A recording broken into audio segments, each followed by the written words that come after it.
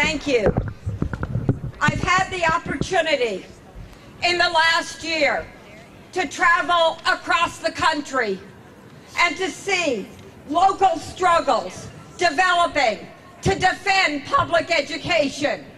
Yesterday, at a conference in Chicago, they were parents and teachers and students that talked about the terrible shape that Arne Duncan has left the Chicago schools in. They talked about the 36 young people that have died in Chicago public schools this year because of school closings and consolidations that never should have taken place, that have resulted not just in worse education, not just in more privatization, but in the death of young people who would be living today if anyone had listened to the students or the parents or the teachers that said these schools cannot be consolidated without all hell breaking loose. That is the legacy that Chicago wants to fight. And they regretted not being here with us today, but they are here in spirit, and they will be with us in the future. There were people there from Milwaukee who've defeated a mayoral takeover of Milwaukee. People from Mississippi who fought for 10 years, from 1997 to 2007, to get state funding for public education in the state of Mississippi, which had not existed since Brown versus Board of Education.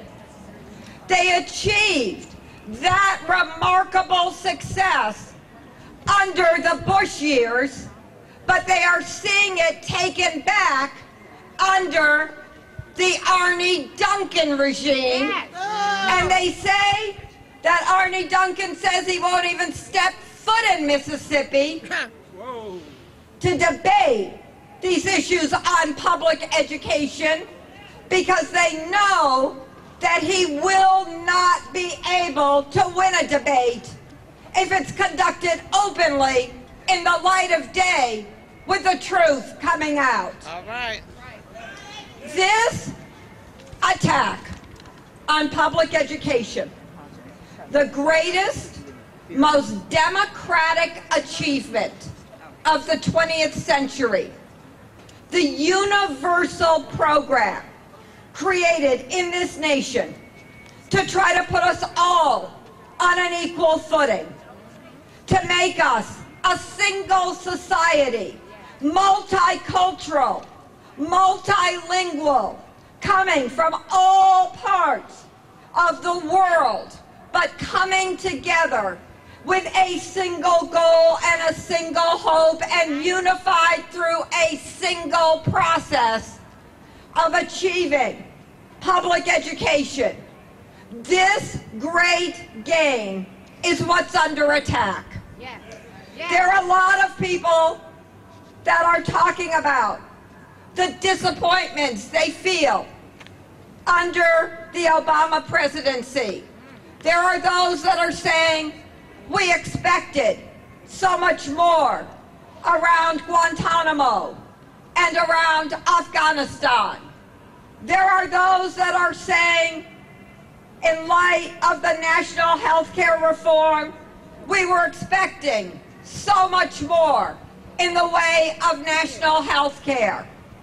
But there are only a tiny few voices standing up now for the most important and most systematic loss that we faced in the last year, and that's the attack on public education. I want you to ask yourselves, why is it that so many of these commentators refuse to cover this issue? I want you to ask ask yourself, why is it that what George Bush never thought he could achieve in the way of charters and privatization is being forced on states now with a speed and a determination that has our heads spinning?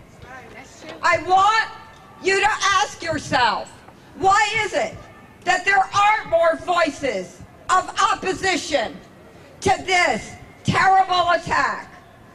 And I think the answers are complicated, but I think they really come down to two fundamental truths.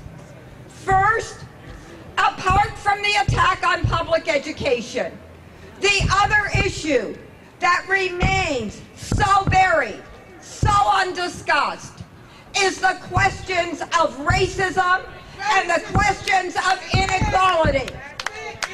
And there's no way that you can be fighting now to defend public education without talking about the fact that the attack is occurring in Black and Latino communities all across America.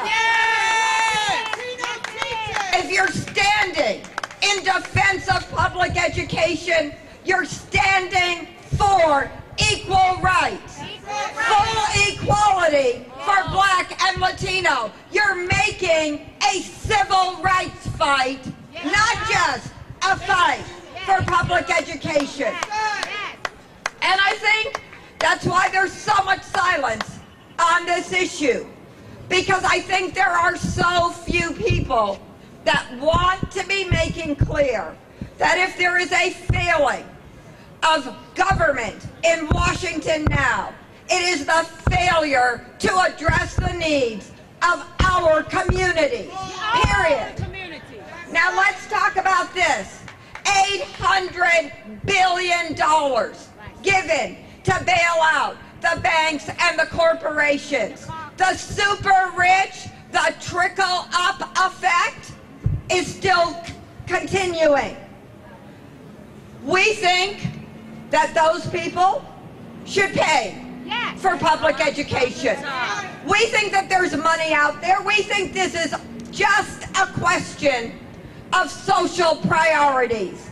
And the priority of our nation should be the education of our young people. Public education from pre-K through college has given this nation its prosperity, its hope, and has lifted us up. Strike that down, and you know we can only decline as a nation and as a people. We must stand in defense of public education, and we have to demand that public education become this nation's highest priority. If there isn't the money out there to pay for it now, then let's do what we did when we created the GI Bill. Let's do what we did when we created the Master Plan for Education in California 50 years that guaranteed every person in that state who graduated from high school a free higher education. Let's come up with the money.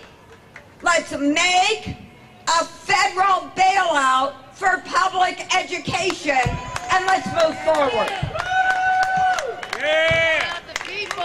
In this next period, we're going to have to fight to build this movement and to build it on an independent basis.